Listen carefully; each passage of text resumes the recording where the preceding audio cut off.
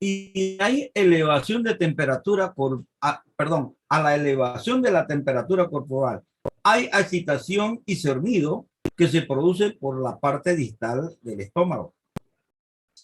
Esto es muy importante y es una pregunta que hago. ¿Dónde comienza la digestiva, el proceso digestivo de los lípidos? Entonces, comienza en el estómago.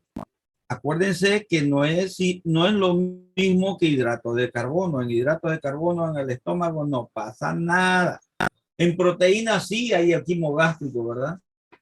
Y aquí con los lípidos también comienzan en el estómago, no se vayan a olvidar.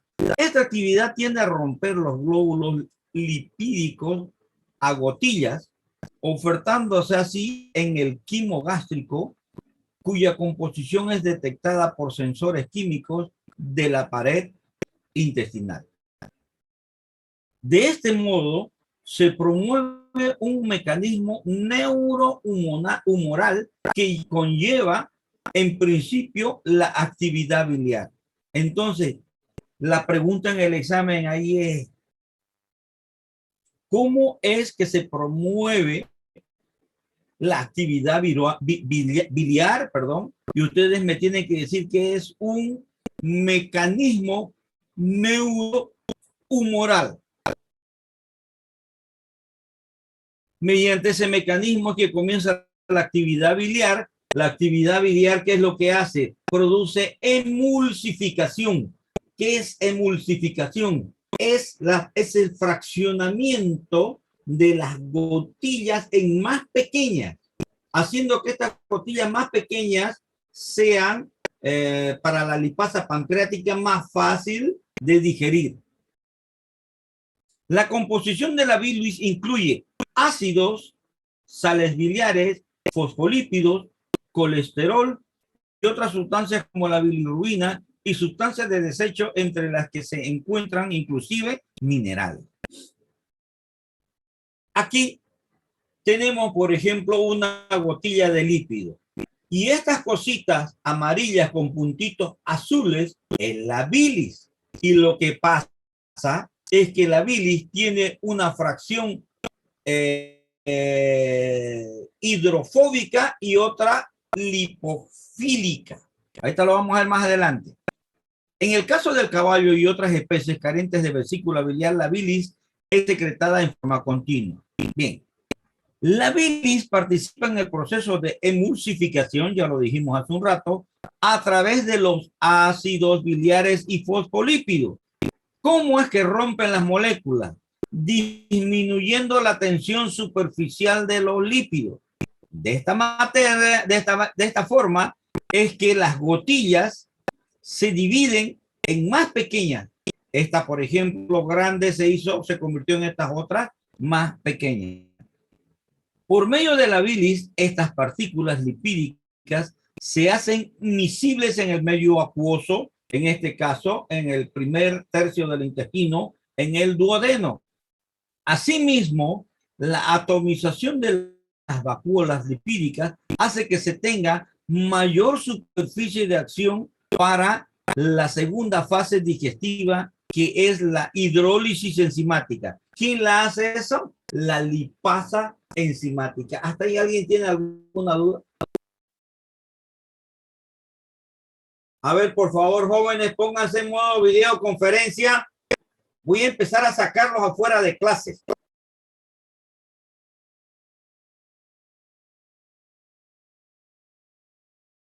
¿Cómo me van a privar de verlos dormirse? A ver. Ay, guardia, ayer fue su día. Le tocó, estaba cansadísima. Muy cansada.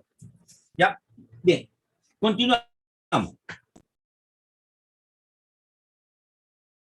Absorción y metabolismo de los lípidos. Las mícelas. Las mícelas, fíjense, atiéndanme por favor esto, porque es muy importante en la digestión de los lípidos. Las mícelas ingresan vía quimo gástrico y entran, fíjense, en contacto con las microvellosidades del borde en cepillo de la membrana apical de las paredes intestinales. ¿Cuál es eso? Miren, estas son las las vellosidades. ¿Se ve mi puntero, verdad? ¿Se ve? ¿Se ve, José Miguel? Se ve, doctor. Sí, doctor. Entonces, en esta parte de aquí arriba, es la parte apical, la parte de arriba, ¿ya? Ahí está lo que se llama las microvellosidades, ¿ya? En borde o borde en cepillo que le llaman. Por ahí es que ingresan las mícelas.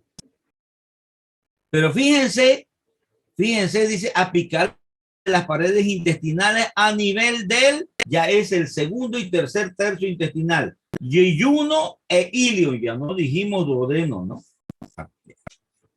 Ahora, de ese modo se absorben por simple difusión. ¿Cómo se absorben? Entonces las mícelas, primero ¿por dónde? En la parte apical de las vellosidades, en la zona de ribeto cepillo o bordes de cepillo. ¿Cómo se absorben? Por simple difusión. Bien.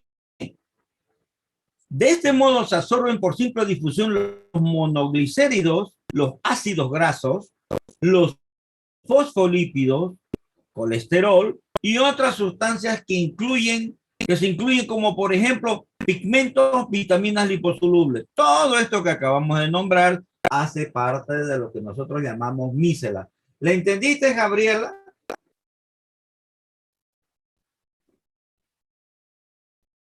¿O tenés alguna duda? Sí, más o menos, doctor. No te escuché. Sí, más o menos lo entendí. ¿La entendiste bien? A ver, voy a encender mi parlante porque yo no los estoy escuchando a ustedes.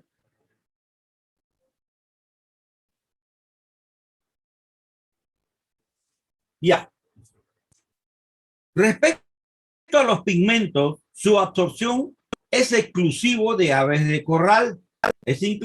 Por sobre todo en aves de postura es más común el uso. ¿Por qué? Porque las amas de casa quieren el huevo con la yema color naranja. Si la ven media amarillo clarito, no, dice, no me gusta, tiene pocas vitaminas. Y la verdad es que nutricionalmente es lo mismo, solo que se ve más bonito color naranja, ¿no? Mira, guardia, ahora le tocó a Tarifa. Está con sueño, Tarifa.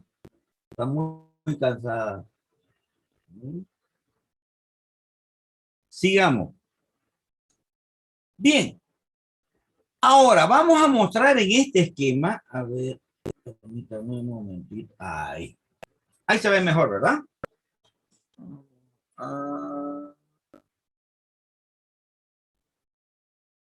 Ahí.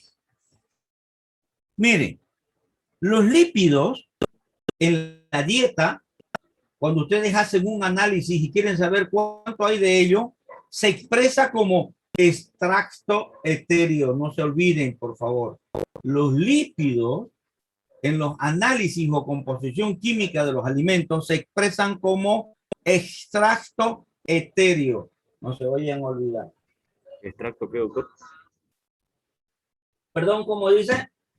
Extracto, ¿y cuál era el otro que disculpa? Extracto etéreo. Los lípidos en el alimento, cuando se hace un análisis de composición química, se expresan como extracto etéreo.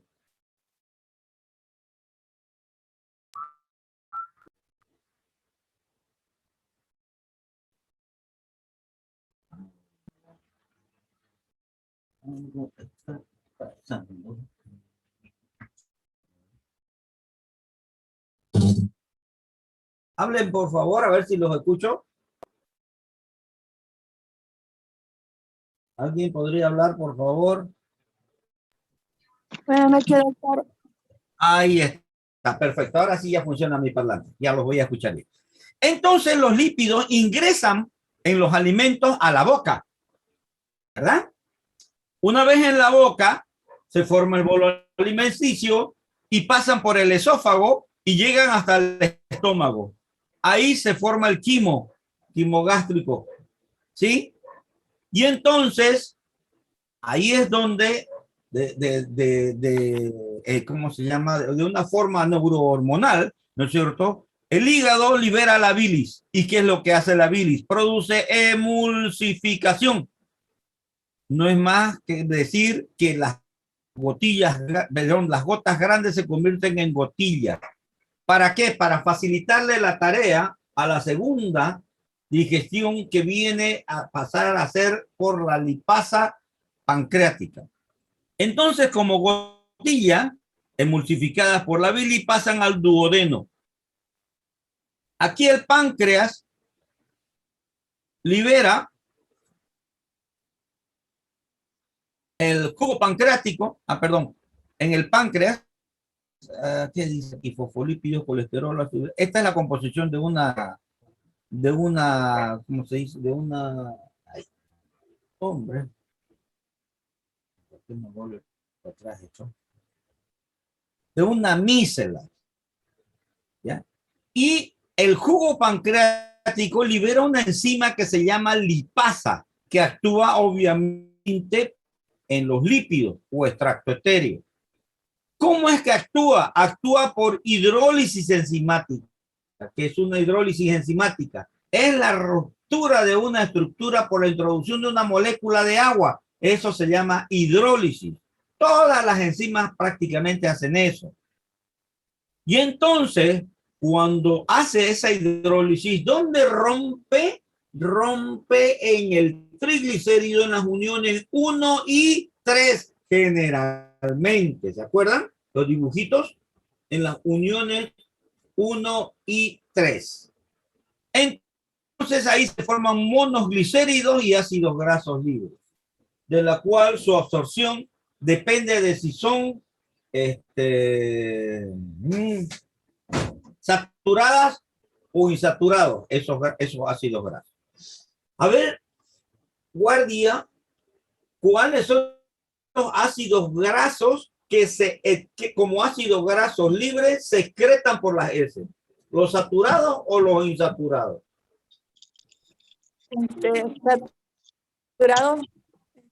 Saturado.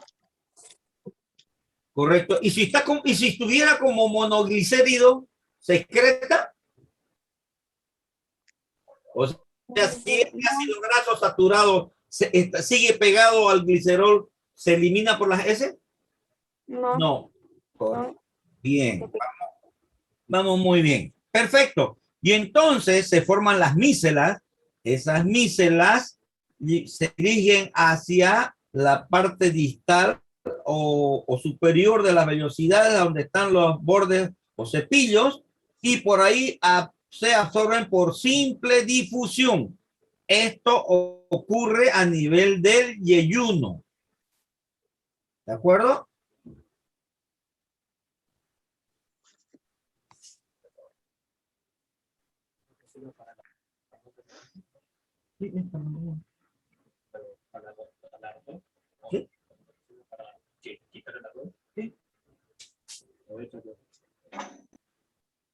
Ya.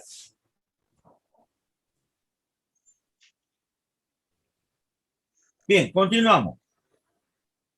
Aquí tenemos un glicerol y un ácido graso. Eso se llama un monoglicérido. Los monoglicéridos en el interior del enterocito, ya estamos hablando de la célula del intestino, sufren un 20%, en un 20% de las moléculas, una segunda acción enzimática.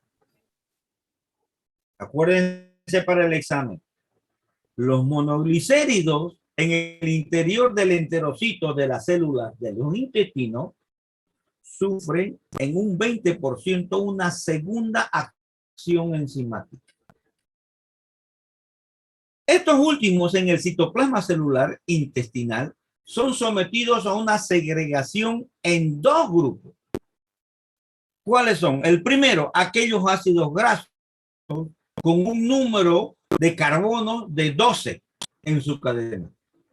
Y el otro, obviamente, con más de 12 carbono en su cadena. Esos son los dos grupos.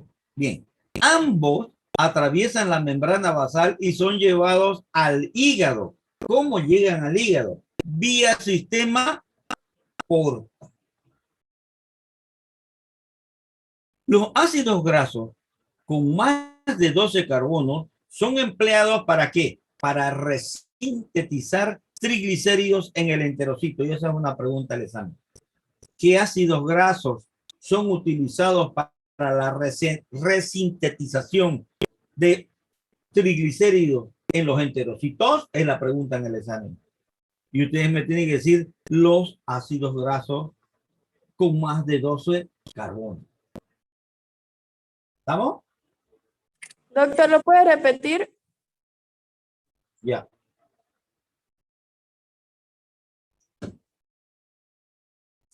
¿Cuáles son los ácidos grasos que se utilizan para resintetizar triglicéridos en el enterocito? ¿Saben cuál es el enterocito, verdad? Son las células del intestino, de la parte intestinal. Y la respuesta es, son ácidos grasos con más de 12 carbonos. En el enterocito dijo no, doctor. En el enterocito. Ahí es donde ocurre eso.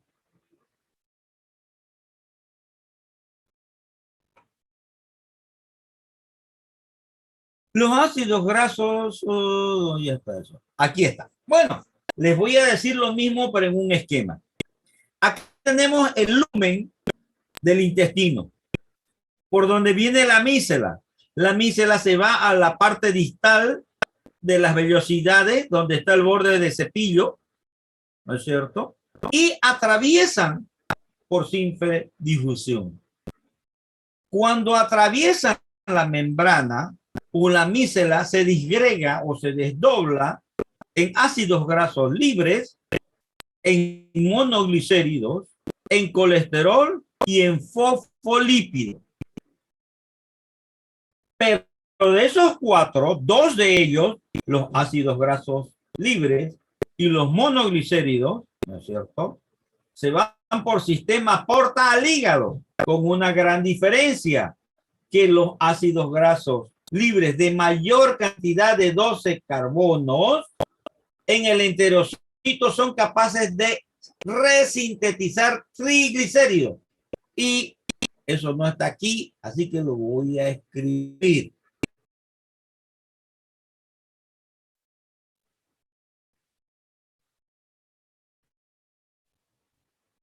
Voy a ponerlo acá.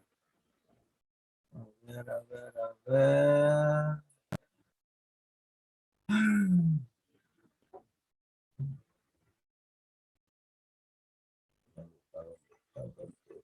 Aquí.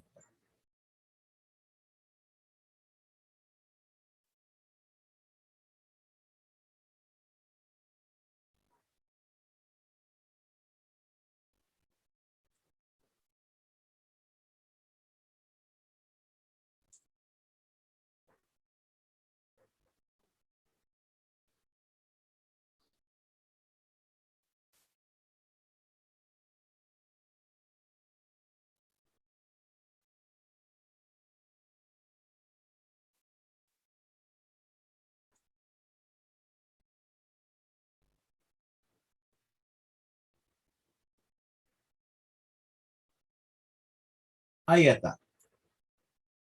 Los ácidos grasos libres con más de 12 carbonos resintetizan, lo vamos a poner así directamente, resintetizan triglicéridos. ¿Dónde? En el enterocito. Este es el enterocito. Y fíjense, los otros dos componentes de los cuatro de la mícela, el colesterol y los fosfolípidos, forman con aminoácidos y proteínas,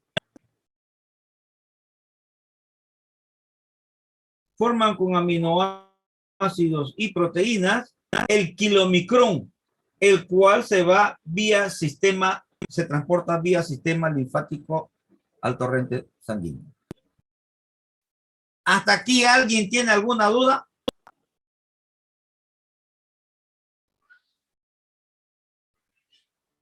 ¿Ninguna?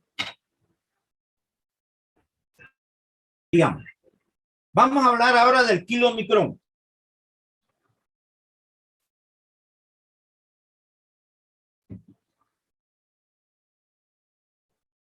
¿Quién se forma primero? La mícela. De la disgregación de la mícela se forma el kilomicrón. Bueno, ¿qué es el kilomicrón? Aquí en el kilomicrón, los triglicéridos son reconstituidos e integran complejos con el colesterol, con los fosfolípidos y la proteína. Entonces, eso es lo que nosotros llamamos un kilomicrón. Ahí. Triglicéridos más colesterol más fosfolípidos más proteína igual kilomicrón. Este compuesto es miscible en el medio acuoso. El kilomicrón, así formado, es llevado a la membrana basal intestinal para que ingrese a los capilares sanguíneos, como le dije hace un momentito. Pero, por ser una molécula demasiado grande, se emplea la ruta de los vasos quilíferos, que conforman inicialmente los denominados sistema linfático, y de ahí al sistema circulatorio. Exactamente lo que les acabo de decir hace un rato, ¿lo ven? Ahí está el kilomicrón, y vía sistema linfático se va al sistema sanguíneo. Continuamos. En aves, toda la fracción lipídica reconstituida, denominada kilomicrón, es absorbida directamente y transportada vía sistema porta al hígado. Pero esto es en aves. Los lípidos dietéticos en los alimentos, de los alimentos para animales adultos, por ejemplo, poseen más de 12 carbono. Por ello, su absorción y transporte sigue la vía sistema linfático que larga los kilomicrones al torrente circulatorio, del cual el 80% se deposita en el tejido adiposo, mientras que solo un 20% va al hígado. A ver, de nuevo, ¿cómo son los lípidos de los alimentos? La respuesta es: son lípidos de cadenas de más de 12 carbonos. ¿Y cuál es ese, pues, doctor? Bueno, ¿qué lípidos usamos en los alimentos? Utilizamos el aceite de soya. Como son de más de 12 carbonos, ¿no es cierto? Entonces, su transporte al sistema circulatorio es vía sistema linfático. ¿Sí? Vía sistema linfático. Bien. Ahora, de ellos, un 80% se deposita en el tejido adiposo y solo un 20% ingresa al hígado.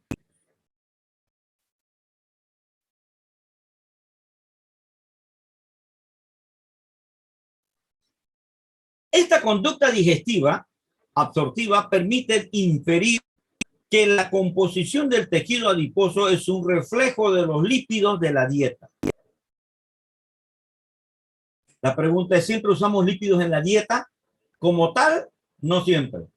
Pero hay ingredientes como la soya integral que tiene lípidos, 18% en su composición.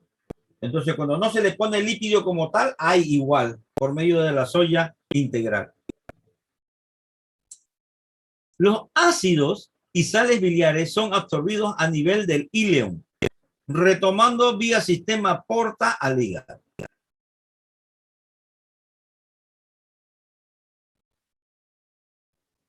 El colesterol y los fosfolípidos son sometidos a la denominada circulación enterohepática, siendo de esta forma reciclados continuamente para el proceso digestivo de los lípidos. O sea, estoy repitiendo lo mismo que habíamos visto en los esquemas anteriores. El hígado tiende a alargar la cadena de los ácidos grasos hasta 18 carbonos.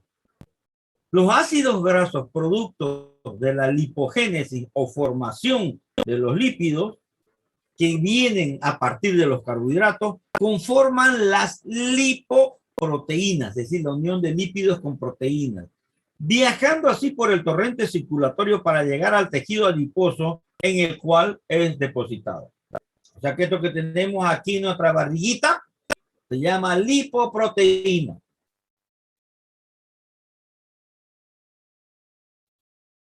Sobre la valoración energética de la dieta en la crianza animal, es actualmente un manejo rechazado, pues produce almacenamiento de tejido graso, además de ser antieconómico. No es aceptado por el consumidor, quien está educándose a consumir carnes magras. Es decir, una sobrevaloración, es decir, darle más energía de la que el animal requiere, significa engrasar la carne. Y cuando ustedes o yo vamos al mercado a comprar una carne, pues queremos comprar carne, no queremos comprar grasa. A eso es lo que se refiere.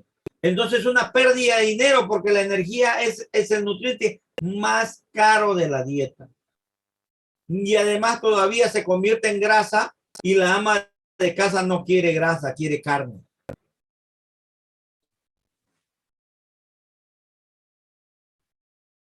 Entonces, si yo voy al mercado y me ofrecen estas dos chuletas, obvio que yo voy a querer la chuleta de la derecha. Y hasta es muy posible que todavía le pida que me le saque este pedacito de grasa. Este proceso es revertido por la síntesis del glicerol fosfato. Desde la glucosa por la acción de la insulina.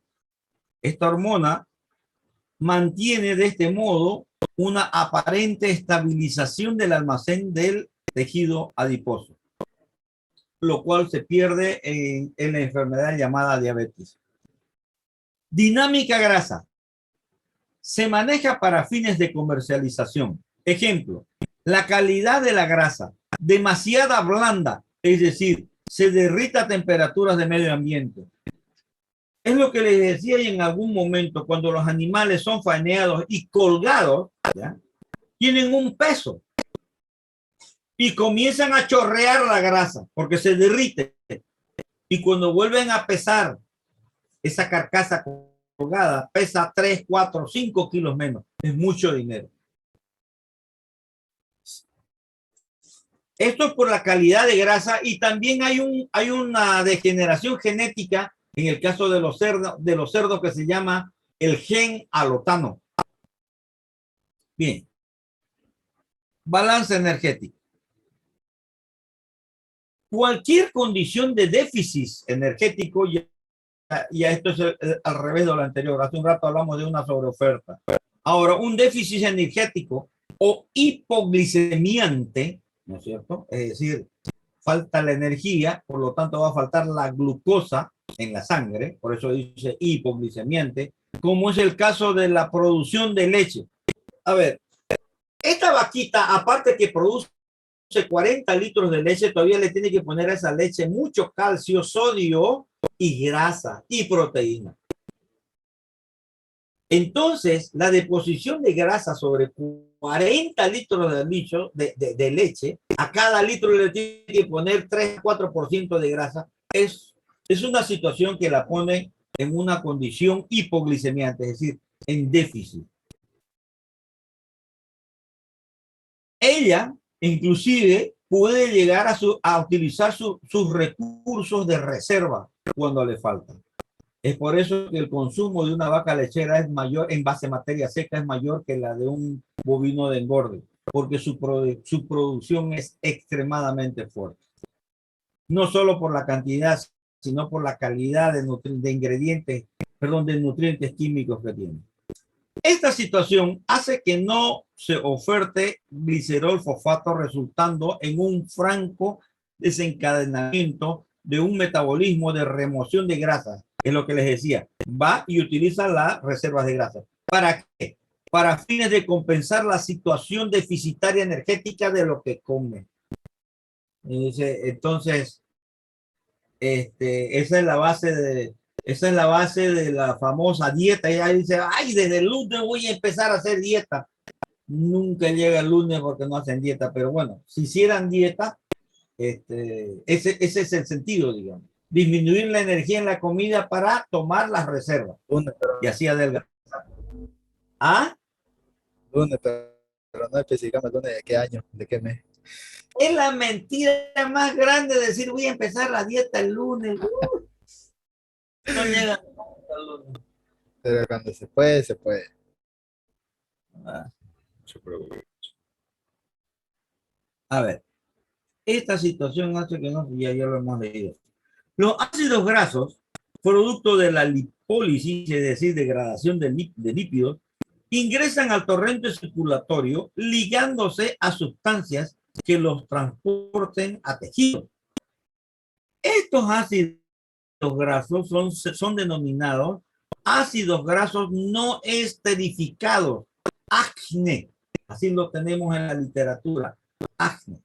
Ingresan al hígado y músculo, donde son depositados, pero donde son desdoblados a acetil coenzima a través del complejo metabólico denominado beta oxidación, el cual además de aportar con el metabolismo intermediario, aporta con electrones productos de la oxidación de este proceso. Miren ustedes un déficit energético lo que ocurre. Primero, fíjense que la vaca está flaca. Esta otra no está flaca, pero miren esa ubre, ¿qué dice? Produce mucha leche. Cuando hay una deficiencia de glucosa, el hígado utiliza el mecanismo compensatorio llamado gluconeogénesis. Esa es una pregunta de examen también.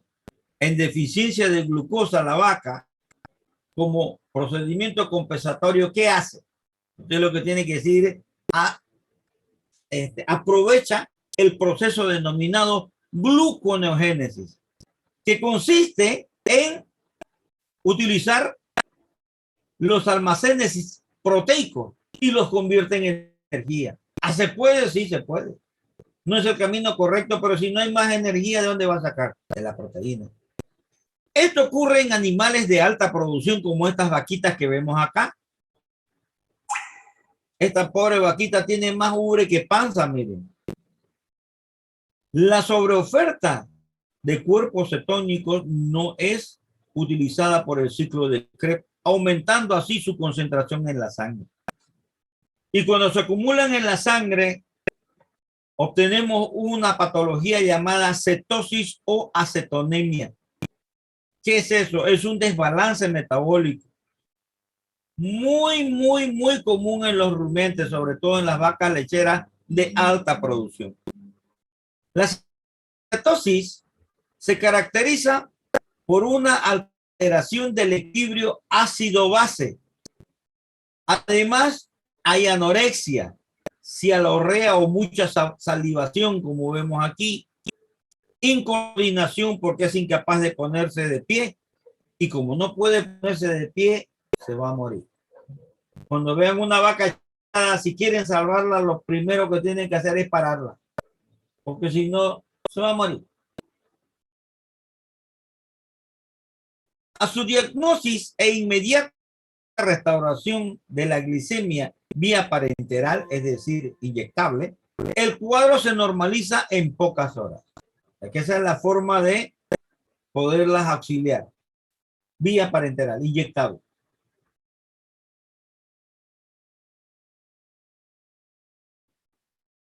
Aquí. Esto se llama drench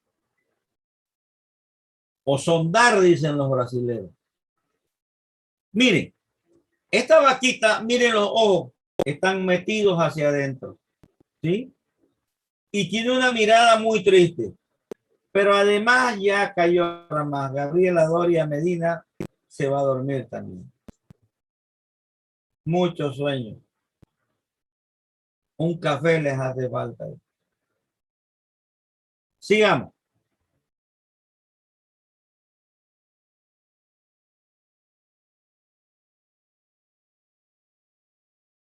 Es una, no fuese sacunito, difícil mantenerla de pie, es un animal pesadísimo, pesa entre 350 a 550 kilos. Y luego hay que meter esta sonda o manguera por la boca y ahí viene el peligro. Supuestamente tiene que irse por el esófago. Pero si le pelamos y se va por la tráquea, la matamos. Inmediatamente la matamos porque vamos a meter líquido por acá. Entonces, por eso pregunta, ¿sondar o hacer un drench? No. ¿Qué se hace? ¿Qué se hace para evitar esto? Utilizamos este producto que se llama el HidraFresh. Es lo que está tomando esta vaquita. ¿Qué contiene? Sodio, potasio, magnesio, calcio, vitamina E, A, D y energía en forma de NDT.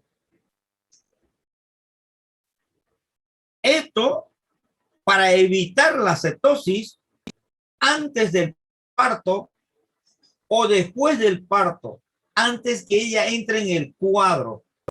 Sobre todo es recomendado para vacas de alta producción, porque ellas son las que van a tener esa patología.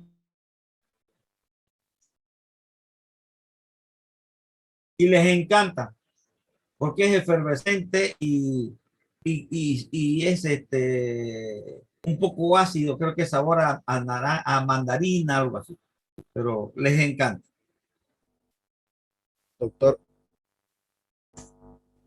Sí, el HidraFresh, lo que dijo que es para el posparto.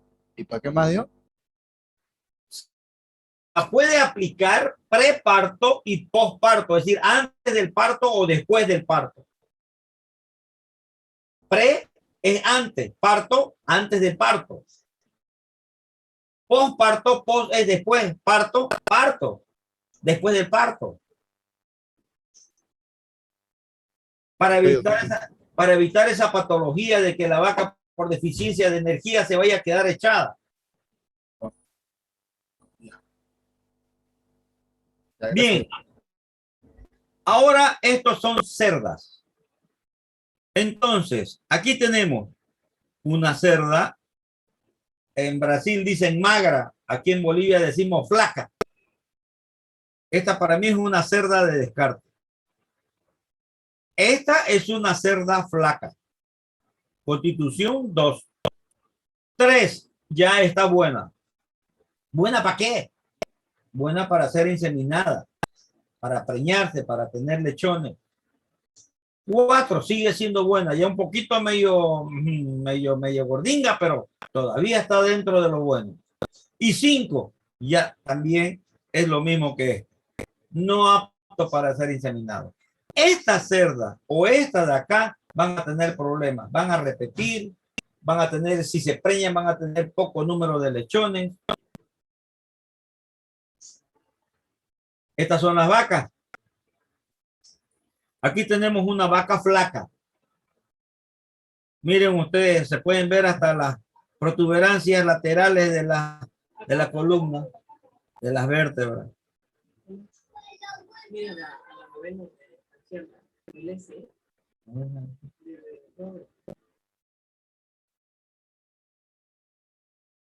Esta es una constitución 3, regular. Esta es la constitución ideal para una buena vaca, 4.5. 4 ya es bueno. Ahora veamos algo parecido en los pollos. En los pollos los ven en la pechuga. Esta es una pechuga de un animal muy flaco, caquético. Este está flaco. El 2. El 3 está bueno, pero no es lo mejor. Este es el óptimo. Así como debería verse la carcasa de un pollo. Este de aquí, por ejemplo. ¿Mm?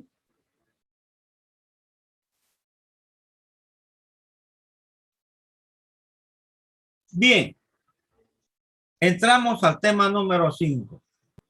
Hasta aquí. ¿Alguna pregunta? Aquí estamos en el 214 del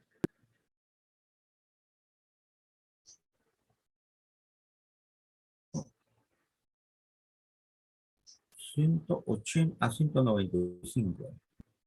No habíamos avanzado mucho. Bueno, continuamos.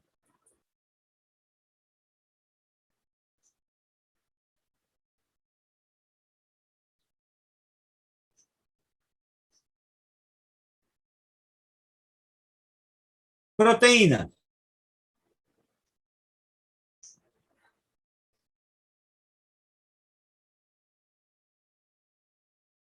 Cada proteína en forma individual es diferente de otras. ¿Por qué es diferente? Por la secuencia de aminoácidos. Rosado, rosado más claro, naranja, rojo, verde. Miren esa secuencia. Esa secuencia de aminoácidos es totalmente distinta a esta otra, ¿no? Verde, amarillo, naranja, azul, azul claro, celeste. La secuencia, la forma en que van los aminoácidos unidos por las uniones peptídicas.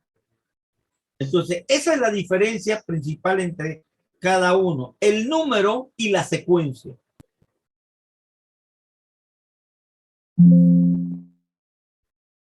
La finalidad de aportar con proteínas en los alimentos es porque estos nutrientes participen como, uno, elementos estructurales.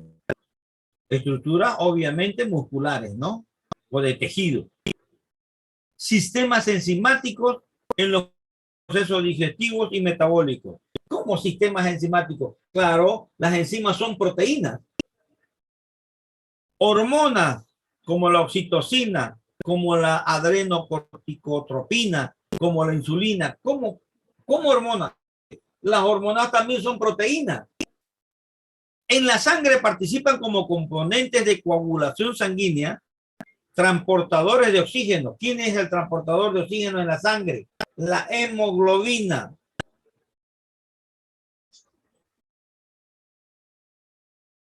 En los mecanismos de defensa, las defensas también son proteínas, sí señor. Una deficiencia de proteína en el alimento puede provocar una baja de defensa. También pueden usarse como precursores de sustancias de requerimiento orgánico. Si el organismo está obligado a hacerlo, puede inclusive la proteína, como les expliqué hace un rato, en casos de emergencia, utilizarse como fuentes de energía. Sobre esto último, se reitera, no es justificado excepto en circunstancias de emergencia. ¿Quién lo hace? Por ejemplo, esa vaquita que viene echada. Producía tanta leche que lo que consumía no le cubría. Tuvo que recurrir a sus reservas de grasa. No cubrió. Recurrió a sus defensas musculares y terminó postrada en el suelo.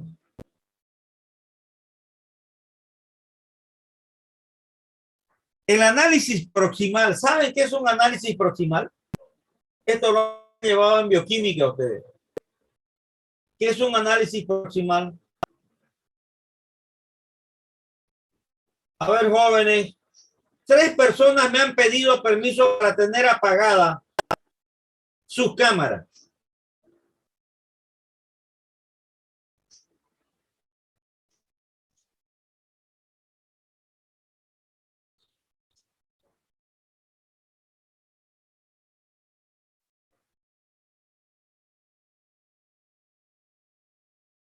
A ver,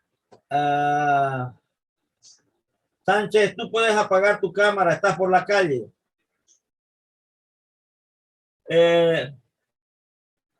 A ver, José Miguel, ¿qué es un análisis proximal?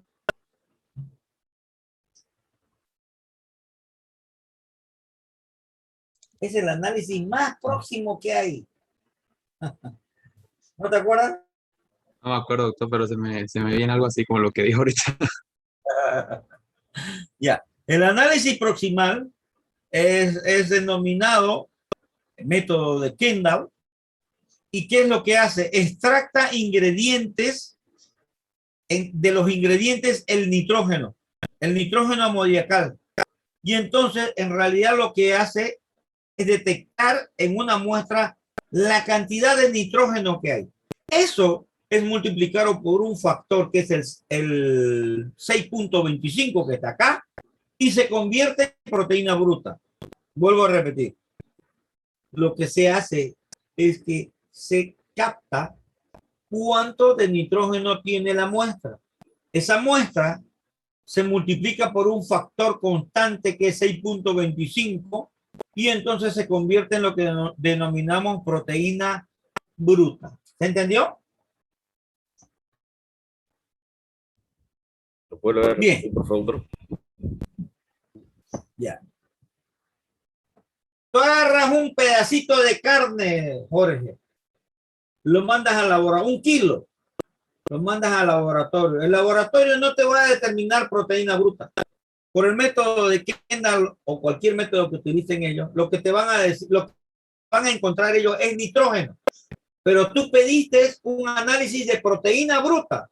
Entonces ellos convierten el valor del nitrógeno a proteína bruta multiplicando la cantidad de nitrógeno por una constante que es 6.25. Y te dicen a ti, tiene 25.5% de proteína. A partir del nitrógeno por la constante 6.25 lo convirtieron en proteína bruta. Ahora sí le entendiste. Ahora sí, doctor. Gracias. Sinónimos de esta valoración son la proteína total o proteína cruda o proteína bruta. El método en sí adolece de 2 problemas. El primero se refiere al hecho de que el método analítico extracta no solo nitrógeno presente en las proteínas, sino también compuestos denominados nitrógenos no proteicos. El segundo, el hecho de que el método no extracta nitrógeno en forma de nitritos o nitratos. Entonces, esos 2 factores hacen que el resultado del valor de proteína que te dieron no sea exacto. Por eso es que en la formulación moderna, por ejemplo, en los no rumiantes formulamos con aminoácidos. Lisina, metionina, treonina, etcétera. No usamos el porcentaje de proteína bruta o lo usamos pero como una referencia, pero limitamos nutrientes por aminoácidos. En donde todavía lo hacemos por proteínas en rumiantes, pero ya no lo usamos el nutriente proteína bruta. Yo por ejemplo utilizo proteína degradable en rumen.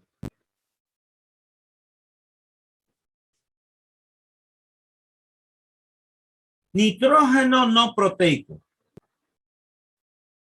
¿Qué es el nitrógeno no proteico? ¿Dónde está? ¿Saben dónde está? En la urea. ¿Saben qué es la urea, no? La urea es un fertilizante que se utiliza para agregar nitrógeno al suelo. En el caso de los rumiantes adultos, no terneros, porque en los terneros los mata, a los rumiantes adultos le podemos dar como fuente de proteína urea. ¿Y qué contiene la urea? Nitrógeno no proteico. Otra fuente es el biuret y el ácido úrico, de las cuales utilizamos nosotros para alimentar a los rumiantes la urea. La urea es un catabolito de la excreción nitrogenada en los mamíferos. Ya no estamos hablando de la urea comercial, estamos hablando de la urea en el organismo. Pero los vegetales no la sintetizan. Por ello, la industria produce como fertilizante agrícola a la urea y puede ser utilizado como un suplemento de proteico en los rumiantes adultos. ¿Por qué? Porque es tóxico para los terneros. ¿Por qué es tóxico para los terneros y no para los adultos? porque los terneros no tienen rumen, entonces los intoxica. En cambio, el adulto tiene rumen. En el rumen, las bacterias utilizan el nitrógeno para producir proteína microbiana.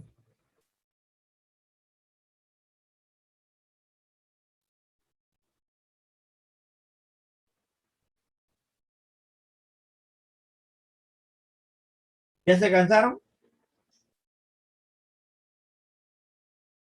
Ya. No los voy a cansar. Sí, estamos una hora de clase virtual es un buen tiempo. Se atiende bien hasta una hora, ya después de una hora ya comienza sí, sí, sí, todo el tiempo dicen sí, ¿no? Así que permítame por favor ahorita, voy a primero anotar dónde nos quedamos, 220. Nos quedamos en 220 y voy a tomar lista, por favor, atiéndanme.